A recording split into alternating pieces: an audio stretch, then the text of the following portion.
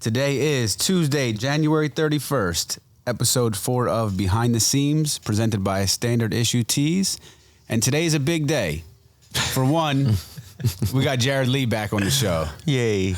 Jared took a couple episodes off. He runs all the day-to-day here, so respectively enough, he could not be here for those episodes, but he's back. I got a question real quick before. Hold on. You can't answer questions. Let me finish. Go ahead. I'll let you finish. I feel good today. I don't need to be interrupted. All right. Go ahead. I feel like I'm going into like a Super Bowl in a couple weeks. Yeah. But yeah, today's guest is you have those people that you just the look of their face or their name comes up. It just like it literally just makes you sick to your stomach. They just like you could be having a great day and then you see them and all of a sudden everything's bad. That's exactly how this individual makes me feel. Every time I see his messages or his calls, I block him every time. Oh my God. I see if he DMs me, I write back something rude, you know. No, but actually he is a great family friend. He's been part of our family for years now, part of our daughter's life, part of my wife's life. I introduced him to Jared, and he cut me out of the equation. I come to work, he's picking up shirts. You know, I'm like, all right, cool. I guess you don't hit me anymore. But he is one of Los Angeles's most important people in the music scene. He has an amazing platform called the Los Angeles Leakers, which he is one half of. This is Jason, DJ Sourmilk Moreno. All right, I like that. Wow. Good, right? I was actually wondering. I was like, how does this shit like? How do you start the podcast? I like that. I mean, we thought about like maybe getting like some little like elevator music to enter, and then I called like different producers I knew. None of them actually got back to me. So I was like, you know what? Fuck this. I just got to take this upon myself and figure out the best intro for it. So I appreciate that. We got some brews. Here's a Modelo for you, Jared. I know the big one. Yeah, sorry, my bad. I know how you guys do in you're from the IE, right? Yeah. I know how you guys do in the IE. So got you the 32 ounce, All the right. extra brown bag special. Okay, I appreciate that. So cheers. But yeah, thank you for coming on today, Milk. Yeah, like I said, course, man. I know you got a busy day. You got the kids with you. Yeah. I don't even know where to start. I guess the first thing is I made the mistake of taking Milk to a Philadelphia Phillies game in 2010. Oh yeah. So I won't get too deep. We go to Philly. We scheduled to go to the games. My daughter gets sick. She's got to be in the hospital the whole time. The only time we get out of the hospital is for these games. Devin has to really like twist my arm to go, and this guy goes to Citizens Bank Ballpark dressed in all blue every game. So They're playing the Dodgers. they're playing the Dodgers. Okay. Worked out perfectly. Not for nothing, they were teasing him the whole time. You know, like there were points where they didn't even need to tease him, and they kept teasing him. And I'm like, Milk, don't say nothing. We're with our girls. What are we gonna do? You know, like look how many of them there are, and I look like a nut because I'm fighting for you. Yeah. So first game, cool. All right, we get out of there. We're unscathed. Second game, we're sitting on the third baseline, first row. I mean, and these guys are saying some foul stuff to him, the stuff that you're like, I'm like, man, I'm sorry, yo, it's terrible. So comes top of the ninth. I think the Dodgers were up a run or two. They end up tacking on a few more runs. This guy turns around and looks up the whole third base left field line and just starts slow clapping all of the Phillies fans. All your rows, Jared. There's like, I'm like, we're not making it out of here. Yeah. Like, I don't know how we did, but you made it out. That was insane, man. Yeah, they said some wild shit. And Jimmy did have my back. I was like, wow, man. I'm impressed. Man. I think he was trying to protect himself. Yeah, probably, but I'll take it, because I was guilty by association, but for sure, dude. I just know if I would have went to Dodger Stadium, I would have expected him to have my back the same way. Because that's why we don't go to Dodger Stadium. I'm not getting involved in that shit. The fans are equally as ruthless too. Yeah, for sure. So, but thank you for coming on, Milk. Of course, man. Obviously big fashion guy, but what Jared and I are both a fan of is what you guys have created over 15 years plus now. Yep. I mean, we have a podcast now, so we're enterprise and we're moving into new things outside of clothes. Mm-hmm. No, just kidding. We're just trying it out. But hey, man, but you got to start somewhere. But you guys have figured out in this mixed multimedia world how to really get on top of it. And today we hope we can learn something from you guys with how, you guys you transcended from you guys were never really relevant in the mixtape era. So, wow. No, just kidding. This guy's an asshole, man. But it really when music and like the blog era really took off, you guys really jumped on it and we've all watched you guys build out over the last 15 years. So honestly, I was hoping we might come out of this conversation with some game from you and just kind of how you can explain to us how you guys built it and what maybe we could do in terms of how we're cross-pollinating intro music for sure. Definitely getting some intro music. Yeah. Maybe a hit boy beat. Okay. So, but yeah, just if you just tell us how you guys really kickstarted LA Leakers. Yeah, man. And got into that portion of the world. We actually, just a quick sidebar, my daughter's on her iPad in the background, so I don't know if I feel like it's picking up a little bit, which I don't mind, but I'm just saying for people watching, if you hear some random singing and shit in the background, it's my daughter's We all got kids, so we got to do what they got to do. Yeah, exactly, they bro. Come with us. Got to keep her quiet. Yeah. But yeah, no, we actually, so Justin and I, we met in, I want to say 06, at Power. We both work at Power 106. We still work there, Power 106 here in LA. And yeah, man, we like neither of us were on the air at the time. We were just like, he worked in the production, like commercial side. And then I was on the street team. And yeah, we just like linked up. We clicked. What's the street team look like in 06 too? I mean, it was just... That's hanging posters and stuff still? Yeah, exactly. Wheat paste? No, not wheat paste, but it was, passing out fucking promo CDs and wristbands and T-shirts and Power 106 posters and Are there still street teams today? Yeah, there's still street teams. Yeah, we still have a street team at Power. Are they just called digital teams now? No, it's still called street team. Damn. Yeah. Okay, cool. Yeah, so like we would go out. Literally, we might go and hang out at an Arco. For 2 hours. Get out of here. And just put speakers up and play music and, like try to get people to be in a dance contest for a free T-shirt and, just like random stuff like that. So that's what I was doing. And like I would help Justin with stuff, like just get like audio drops and stuff. And like I said, he was on the production side, so he dealt with a lot of artists. So he would always like get me drops from artists, and and then we just those drops that was a big. I got to imagine early on. Oh hell yeah, drops bro. was a big deal for sure. For sure. I mean, it still is. Like when you get drops from artists, like it's still like, oh shit, like I got such and such saying my name. That's crazy. What in 2023? What's the oldest running drop that you use? I think it's still my original, it's just the one that says DJ Sourmilk. Ugh. And who's that from? Well, the original one is from Goldie from the Federation out of the Bay Area. They were the ones that, had the song Hyphy. Yeah. Like he's actually the one that like coined the part. Get out of here. Yeah, like he just did it on his own. Like cause I needed a drop for the radio. I was just getting on the radio at the time. When he did it, that was probably like 07, 08. Probably 08. And I was like, I liked his voice. What's up, mama? That's my daughter. What's up? Come in the shot.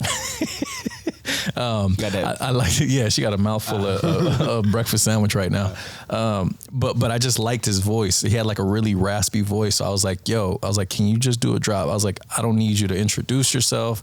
Okay, get us, mommy. Oh shit, she got to go to the bathroom. Yeah, we called Deb to come up. Okay. Is there a bathroom up here or is it downstairs? Downstairs. Oh, okay. Okay. And I just liked his voice. Like he has like a raspy voice. I was like, yo, all I need you to say is DJ Sourmilk. Like I want to be able to hit that when I'm on the radio, and just like DJ Sourmilk. Yeah, and he was like he just said the at the end. He was like DJ Sourmilk. And it just like stuck, you know what I'm saying? So when other artists just started doing it on their own, I guess they were so used to hearing it like that on the radio. So when they would come up, they would just do it like DJ Sourmilk. They would just do it on their own. I was like, damn, that's kind of tight, and it just kind of took off, you know. But yeah, so we met back then.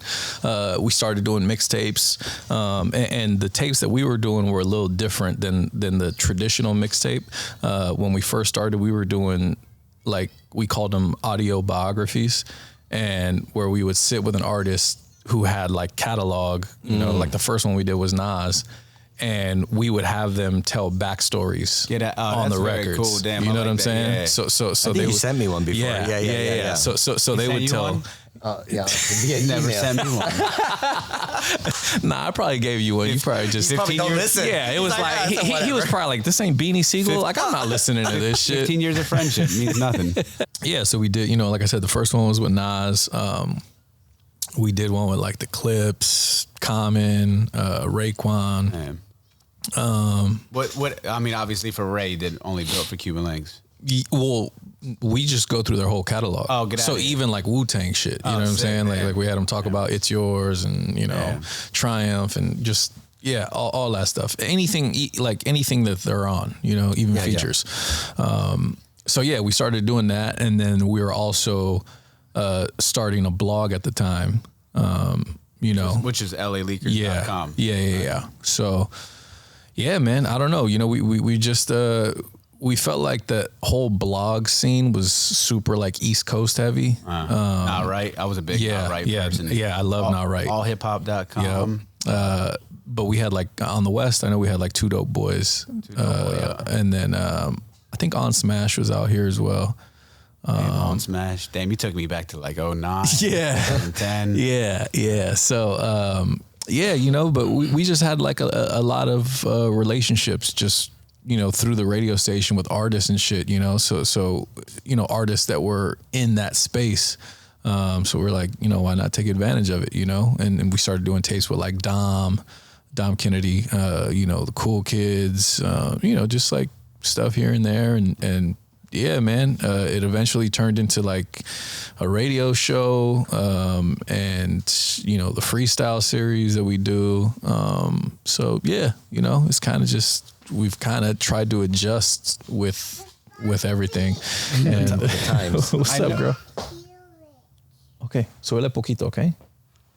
I know over the years, that was the one thing I always noticed was anytime your guys' name came up, you and Justin, they're from, especially on the artist side, producer side, it just industry people in general, there was always a very high level of respect towards you guys, which I can see for Appreciate Justin. it. I don't know about you. I don't know why. You know? No, I can see why. Does he do this with anybody else, or am I the first? I'm literally like, you're probably the only person I tease perpetually. You know, like, that's what Jerry, if he posts something on Instagram, literally I'll be like, that's awful. Yeah, he'll be like, that shit What is whack. this? What is this? Yeah, he'll be like, yo, your outfit weak. My bad, I'm spitting this shit. Our birthdays are the same day. Oh, so really? there's that up and down. Do you believe in that, like the horoscope shit? Like do you guys buy into all that? I 1000%, because I am so up. Either the sky is falling or I'm winning in life. I don't know, but there's no in between. So I feel, which is crazy. That's like my whole theory on or I wouldn't say theory, but so I wanted to start this clothing line, right? Which I never actually started just because I'd be procrastinating a lot. But and the idea I had for it, like the name was Halfway to Hell, and it's kind of like like you said, sky's falling, or like my whole thing was like either halfway to heaven or halfway to hell. Like that's how I wake up every morning. That's how I go to sleep every night. I'm like, fuck, you know, like it's stressful, you know? I'm either like dying or I'm fucking living. Yep. So it's funny you say that, but I feel like, because, you know, the first thing people always tell me, anytime I tell somebody that I'm a Gemini, the first thing people say is like, oh, you're two-faced. You got two personalities. You know, that's the first thing people say to me. And I'm always like, bruh, that goes for anybody. I don't give a fuck when you were born. If you're in a bad mood, you're in a bad mood. Yeah. Like, you know what I'm saying? Like I'm going to talk to you different if I'm in a bad mood than I am if I'm happy. Oh, for like, sure. Like that's just, I don't know. I feel like that's normal, but I don't know, bro. People always seem to tell me I'm fucking two-faced. And, You are. you know, Nah, just kidding. But I guess rewinding a little bit, because I know you got a tight schedule today. If you could give anybody looking to get into the space where you've got to build content and build stories that's a really big point of what you guys do. Like your guys' visuals, you see it. There's like, if somebody comes on and records an amazing freestyle, you will see that video then circulate through the internet for X amount of time. You know, you see it at socials, you see it on the .com side. So like, what is your guys' bread and butter, or what's the main just idea behind what you guys do with your content for LA Leakers? Because it is amazing. You guys do a great job. Yeah, for us, I think it's quality. You know what I'm saying? Like I feel, you know, I feel like that's where me and Justin kind of like level each other out as well. You know, because we both bring different things to the table.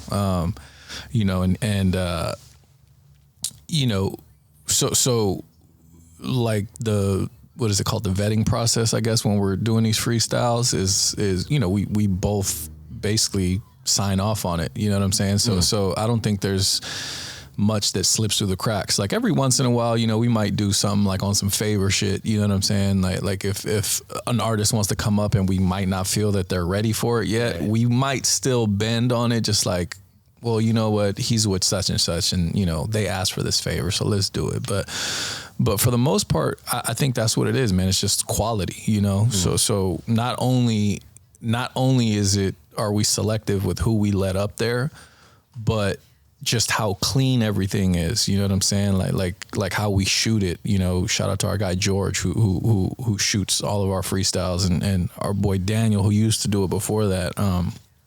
But you know, it's very clean. The audio is very clean. Like we make sure everything is just clean and presentable. And that's the first thing usually that comes out of the artist's mouth when they come up. They're always like, man, it just looks and sounds so clean. That's why I want to come up here. It doesn't look like a radio. I mean, it doesn't look like it's a radio show. Yeah.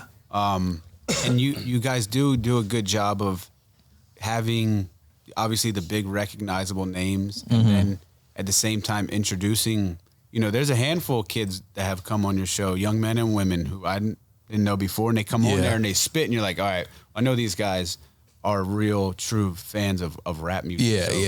Yeah. I think that, you know, that's another thing, is like, if we do bring someone on who might not have a following, we try to make sure it's someone that could hold their own. You know what I'm saying? So we've definitely had people on there that people might not know. So quality control is what he's telling us. Quality control. Got you. And vetting people. All right, sorry, let me get out of here. Yeah. Wait, I actually had a question about that. So you said we got to vet them. Wait, you said Jared hasn't been here the last 2 episodes, but you said I'm the 3rd guest, so he hasn't been here at all then, basically. Well, I was the first one. Okay. Yeah. So the first one was just you two. Yeah. So this is what Jared was like, Jimmy, I think we really need to get into this podcast game. It's way too much traffic out there on socials, way less traffic if we get into the podcast space. So I'm like, cool. So we buy 4 mics, 4 headphones, and this mixer. And then we're like, all right, what do we do now? What? So Lil Miles from the Bay used to be in the group, God. Oh, Caitlin and Miles? Caitlin and Miles. I have a funny story about him. Lil Miles came down, and he put me up on some stuff, and then I was like, all right, cool. I get that part. But I'm like, well, Jared, what are we just going to do, set our iPhones up? I don't know how to edit, you know? And then he's like, nah, I got someone else that can help us with the visuals. We brought in young Ty. We meet Ty, and we're like, boom, we got a great synergy with each other. Yeah, I like that. Yeah. So we did the first episode. We're both you know, we handle different parts of the business. So, you know, I could have just been scheduling the episodes and not even telling him, you know? Yeah. Sometimes he'll be like, yo, we got this blue thing coming. And I'm like, all right, cool. I got to go shoot it. So there's times where we're just figuring it out. So maybe you guys trust each other. Yeah. Oh yeah, 1,000%. Sure. Yeah, I think that's the most important part. And real quick, I don't mean to sidetrack too much, but Miles, he came to the radio station once. I made him so uncomfortable. I felt bad, honestly, bro, because he seems like such a nice dude, man. Like he's like such a nice kid. And he was like playing his new single, and he brought this cake in that was shaped like an ass. And I told him that he had to fuck it, like in front of everybody, if he wanted to get his record played. And he just didn't know what to do. He is a terrible human. Like, you know, I'm not making this up. Like, he actually is a really bad person. But I was just like I was trying to loosen up the room. You know what I'm saying? Because like it was like I think it was his first time coming up there as a solo artist, because he had come up there before with the group, with the duo. And so I was just trying to make him comfortable, like joke around with him, but I think I made it worse because he was like, "What the fuck? Like these dudes are weird, bro." Like I think he thought we were on some weird shit, and I was like, "Damn, I felt bad afterwards." So, sorry. When we first met, I used to ask him about because I was when I first met Milk, I was like, "Yo, I have an idea of what like a LA West Coast hip hop person is. Obviously, completely stereotyping. He's from Rialto, Rancho Cucamonga area, and so over the years I've interviewed him to see what is up, and his upbringing was awful. He was like not a good kid. He's got great parents too, which is even weird. He's got an awesome family, so he must have just given them hell the whole time. I mean. What are you doing with your life? Yeah, bro, you have no idea, dog. He was installing cable one time and he's telling me things like he was messing people's cable boxes up on purpose. Oh my god, dude. Take money on the side, you get to rip the chip off, get the black box all going. the channels, Bro, you're gonna get me arrested, bro. You're incriminating me now, bro. That was over the statute. Yeah, 7 years. It's been over 7 years, so I think we're good now. But yeah, my parents, bro, I used to fucking give them hell, man. Like my high school years, bro. I don't know. I just couldn't figure it out. I didn't know how to shut up and just behave. Like I didn't know how to do it. It wasn't in me. I couldn't do it. And I always had a problem with authority. So like teachers telling me, like talking to me a certain way, or administrators, like it didn't sit right with me. So I just always had to speak up, always, and it would always get me in trouble. And luckily my parents though were cool. I don't think they understood because they're from Mexico. Yeah. So it's by the book, like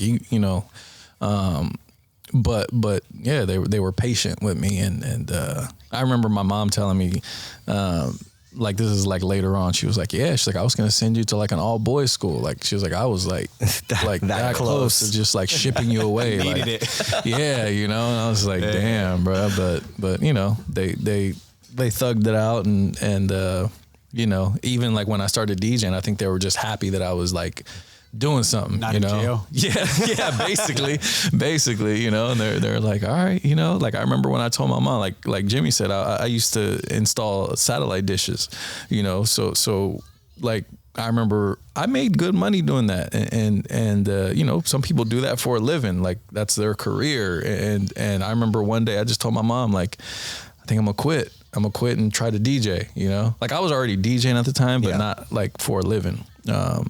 She was like, okay. I didn't flinch, I was still living at home. She was like, all right, cool. Like, whatever you want to do. Yeah, and, sick. Panned out. Yeah. Luckily. So I don't know, man. A couple questions real quick. What, I think you see DJs get really big and then they graduate to put their own albums out, or put themselves, maybe you segue into an A&R role or executive role. Any of those lanes ever seem interesting to you, or do you just love doing what you guys do and you feel good where everything is at? I've always I've always told myself I wanted to like be on the label side somewhere eventually down the road. You know what I'm saying? Like anytime people are always like, you can't DJ forever, like eventually you're going to be irrelevant, like people ain't going to give a fuck about coming to see you at the club, or you're not going to know what's popping. So yeah, that my thing has always been like, yeah, I feel like I could do that. You know, and you know that's another thing. Like another part where me and Justin, you know, are, like I said, we bring two different things to the table. Like because he's put out in the last year or so, he's put out 2 independent projects just on his own. You know what I'm saying? You know, and yeah, I don't know. I feel like I could see myself like on the A&R side or you know, executive somewhere at a label or even management or something. You know what I'm saying? Do you start bringing in young kids to do what you and Justin do at Leakers so that then you can step away to focus on these other things? Because Leakers is here forever. It has to be. Yeah. It is a staple in Los Angeles. Yeah, like right now, so we kind of have like I guess he's like an honorary third member. This dude Be Nice, who he like runs the socials completely, 100%. So, you know, everything that's like posted on Leakers. Damn, shouts to Be Nice. Yeah, that's a full-time job. Yeah, he's the one that does it, and then he also does our radio show with us. So he, you know, he's like the producer of our radio show. So he's, you know, content like just it's continuous content, you know, running through his fucking mind. You know, his nickname is actually Content Poppy. Yeah. So, does he got a TikTok? No. You know what's funny, bro? Is we used to talk shit to him. Not me. It was mainly Justin. He'd be like, bro, how do you call yourself Content Poppy? You don't have a fucking TikTok. Like, you got to be on it, dog. Like, what the fuck, you know? But I don't think he has one. I don't know. I'm not TikTok? Sure. Yeah, so I started one and it was just too like up and down for me. Yeah. So like I think I have maybe like, I don't know, like 10 videos or something on there, and like I had a couple of them that like I had one that went crazy, like a few million, and then I would have another one that would have like 500 views, and I was like, man, fuck this shit, bro. Like I'm not doing this shit, bro. This shit is like too inconsistent. I just feel like I can't figure out the tone. Milan. She's over here on FaceTime, bro. Oh, that's sick. Here, siéntate. You talking to mom? No, her Nina. I just can't find the tone that sits with us for TikTok. Even for myself personally, I tried it for the brand. Yeah. I'm like, it just feels too like We gotta dance, like bro. jingly. Yeah. You know, it's like, Yeah. it didn't Jimmy seem to make dance sense around. to put skate videos up there. I tried to do videos of like, But I feel like I could see I that. like try to capture like Jared in awkward moments, you know, like, and it just was like, this is getting nowhere, you know? Yeah. So, Yeah, and not only that, but somebody has DJ Sourmilk on that's TikTok. whack. Yeah. That's So I was weak. like, man, fuck, dude. Like I can't even have my own name. That's so you know what I'm weak. saying? Yeah, So that's the first social media platform that I've like had that issue. That's whack, like every other platform, I have DJ Sourmilk, and you know, this was the first one. Just because I held out for so long, I remember I was like, man, I'm not getting no fucking TikTok. Like I'm not doing no dances. I'm not doing, you know, that's just what I thought it was. But like the more like once I started an account and started like browsing and shit, you know, it kind of caters to what you scroll and search and you know, so like all like my Explorer page on both Instagram and TikTok, like when I open it, it's like fighting, so it's like UFC, boxing, you know what I'm saying, like boxing and UFC, not like street fighting, like Kimbo. no, not like street, like it's like UFC, it's like boxing, it's like fashion and music. No, don't need sweat. I believe you. So look, because this is like, you got to go in 10 minutes. So this is the Standard Issue podcast. So this is the part where we transition to you, and you just say all really good things about Standard Issue, the brand, the products. You endorse everything. You tell them your favorite garment that we make. Okay. What sizes you prefer. You know, you talk about like our Vans project coming out in a couple of weeks. Which, by the way, like how we had Jay-Z wearing this Brooklyn Museum sweatsuit at a Nets game. do you still have those, by You the know way? what I'm saying? We don't. Not for you, no. Damn, you ain't. You can have this one if you want. I'll give this to you. What size is This that? is a large. Okay, that'll You have probably it. fit me. Huh? Oh. Oh shit, we're being too loud. Sorry, Mama. Sorry. Okay. Yeah, I will say this though, watching your chameleon style changes over the last 6 months has been insane. Yeah, you know what it is, crazy. bro? Is like I kind of it depends what mood I'm in when I wake up. That's what it is. You know what I'm saying? Because sometimes I'll fucking walk out of my house dressed like a cholo. You know what I'm saying? Like I'll have fucking Cortezes? Yeah, some Cortez. I'll have like a button up Ben right Davis here. on. And we then have the slacker pant to be perfect for that when you have those days. Well, I need them, man. Get you like an XL, so it's a little oversized. Yeah, I like that. What else have we got? The sock. You can pull the socks all the way up to the knees. Okay. Yeah. You guys got compression socks or no? We do. Yeah, we got Really? compression socks. Yeah. Oh shit. They're the Do you guys best. make running gear? We don't.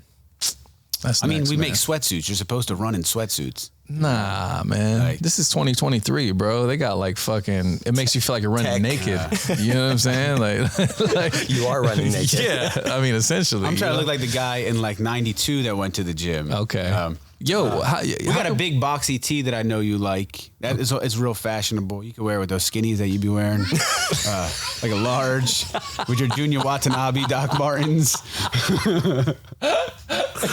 Yo, hold on. What's the worst part about me? The worst part about you, nah, honestly, I can't say it. You're a good guy, yo. I couldn't think of that. Because if you were, I sure couldn't think of it. If you were an awful human, I would have came right to mind. There's actually nothing like the fact that you're a Packers fan and you're from the Valley, you know, or from the San Bernardino. That doesn't make any sense. Hold on. That's the biggest bandwagon. Wait, shit I've ever heard. wait, bro. Hold on. Listen, if you've been a Packer fan since the '90s, bro, it's not bandwagon. We had one Super Bowl in the '90s. And then didn't have shit until the fucking 2010s. But what got you like? So what it was You had an is uncle that was a Packers fan? No, my best friend at the time, who was my neighbor, his whole family was they were from Wisconsin, so they were all Packer fans. And me at the time, I didn't watch football at the time. I watched basketball. All I watched was basketball, you know, and because I don't even think we had a team in LA at the time. I'm not sure when the Raiders are. Yeah, I think they both left in the early '90s. I think, I don't know, but so yeah, like I would literally they lived across the street from me, so I was at their house every day. You know what I'm saying? Like it just became rubbed part off of on me. you. Yeah, you know, like all they watched. That's the only sport they watched. Was football and Packers. Yeah, like Wisconsin Badgers, you know, like college and the Packers. That's it, bro. They don't watch nothing else. So it just, I don't know, it just rubbed off on me, stuck with me. And I don't dislike the Packers. I mean, Rodgers is annoying, yo. It's like it's every day is a novella. Yeah. Yo. It's like a soap opera. Every day. Why you got to say novella? Because I'm Mexican. Yeah, that's why I call you the Modelo. Yeah, but I Try to agree. relate here, you know? Yeah. He's like, oh, I don't have any wide receivers, but I just took $60 million and the cap space is only 70. So I know, bro. I know. Come on, man. Don't. but this is fun though, yo. Thank you. I know you got to go pick your son up. Yeah. It's 11:34, so I'm held you a little bit later. No, that's all good. And I'm by the way really excited about the Vans collab. They fucking look incredible, and I'm upset that the other color is not coming out. I know. The purple was It fire. would have went with the Laker get up. You know what I'm saying? That would have been perfect for the Laker games. Sorry for my daughter yelling in the background. We love her. She's on FaceTime right now. All right, so we'll leave you with this.